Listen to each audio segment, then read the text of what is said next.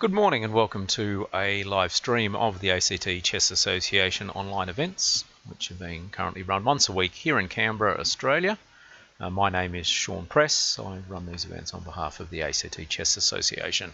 As you may or may not have noticed, I was away last week. I was busy organising / arbiting the ACT Junior Chess Championship, which was won by Deshwan Kong with a very impressive 8.5 out of 9 points. But because I was busy with that, I wasn't able to do my usual Thursday morning broadcast. But I'm back this week, and I'm covering last night's ACT Chess Association Rapid Play. It was unfortunately a little bit of a small event. We ended up with 8 players, and unfortunately with a couple of players joining late, the algorithm left it as a 3-round tournament, which is not quite satisfactory, I think, for these ones.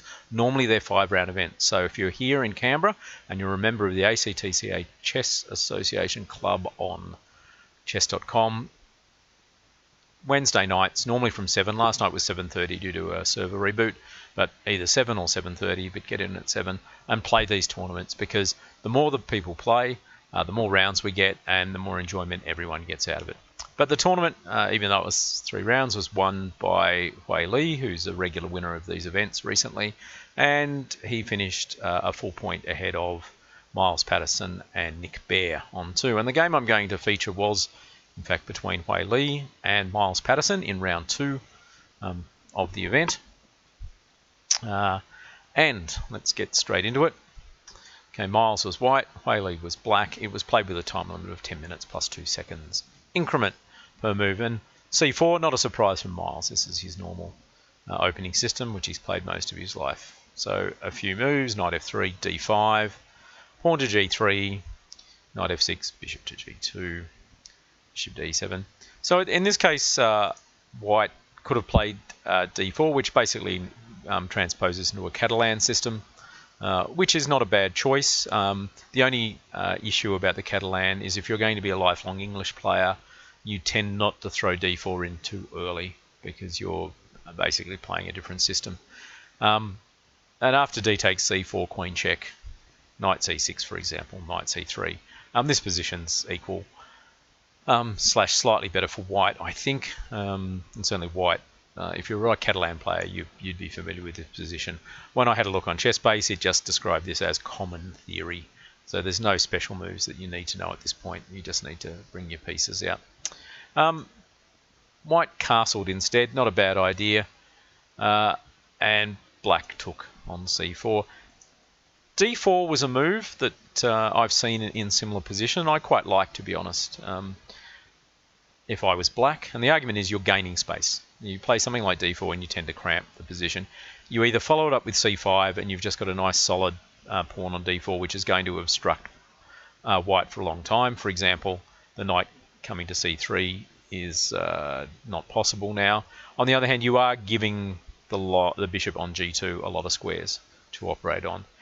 The other option, though, is to try and play e3 here to try and challenge the pawn straight away. And then black has the choice between what I'd regard as the routine c5 and the somewhat brave d3, which is you're going to completely try and strangle white with the pawn sitting on d3.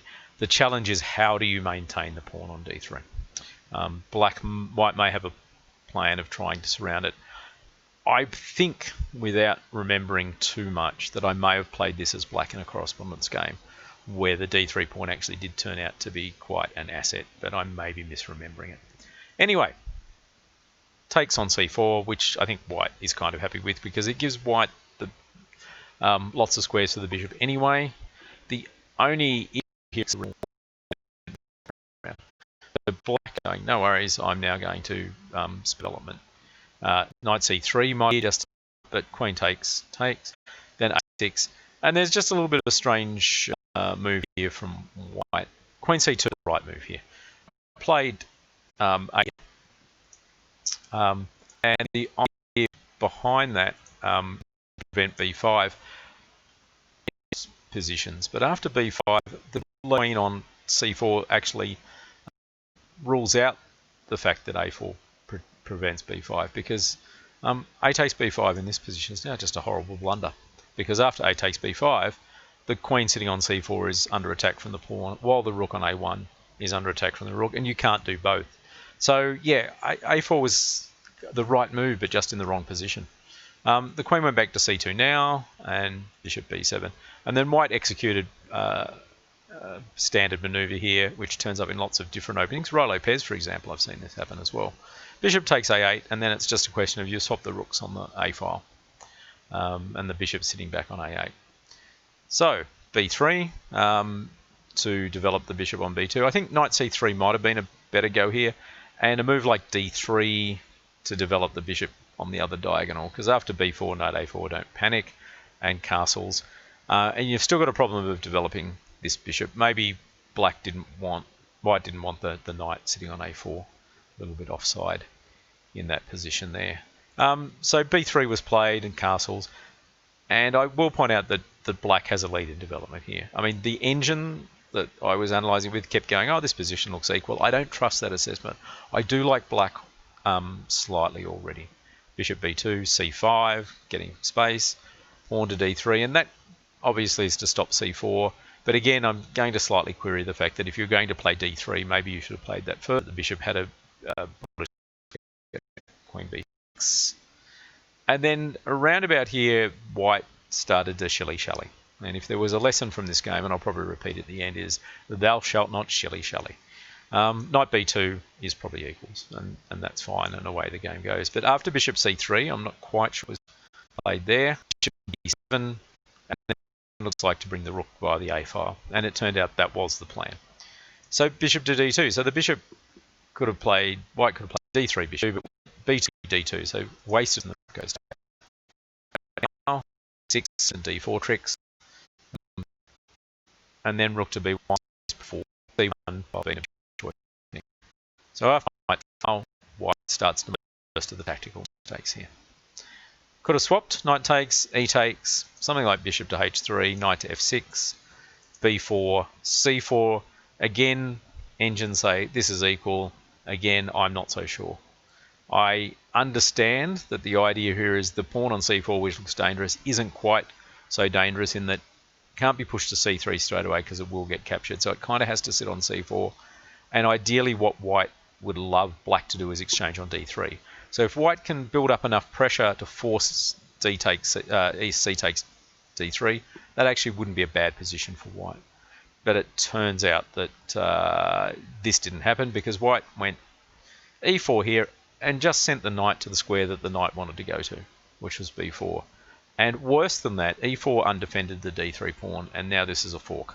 So the knight is currently attacking here and attacking here. And so when the queen retreated to d1, knight takes d3. So it looks as though white's down a pawn, and white did stay down a pawn. White could win the pawn back with this little tactic of bishop takes h6, and if we get g takes h6, queen takes d3, rook d8, and queen to e3. And that's not as bad as what happened in the game. The only caveat I would is that it is a central pawn that white gave away. The d3 pawn is a central pawn, which is good for protecting other center pawns. The pawn that white gained in that little exchange was a wing pawn, which aren't as valuable. But at least in this case, there was an exposed black king that you can now target. Probably more sensible for black was, in fact, just to simply let the h-pawn go, play the knight here to solidify. Remember, black has captured a center pawn, which makes his position stronger. And after bishop e3, black is certainly better. The rook can come across. The knight on d3 is a bit of a monster for the moment. So bishop to e3 instead, with the same idea, but black just continues with knight e5 to protect. After takes and takes, f4. The other option was to play on the queen side with b4, and this is a little bit tricky because the pin you can't capture. So, but bishop goes to c6 because the threat was actually to take here on c5 and then take on b5 with the rook or the knight. So bishop c6 protects b5, bishop f1 to put pressure on it, rook to d8 hits the queen, queen to h5 for example. But black isn't bad in this position because a move like b8 here, there is a little bit of poison in this move. For example, you play b takes c5 here.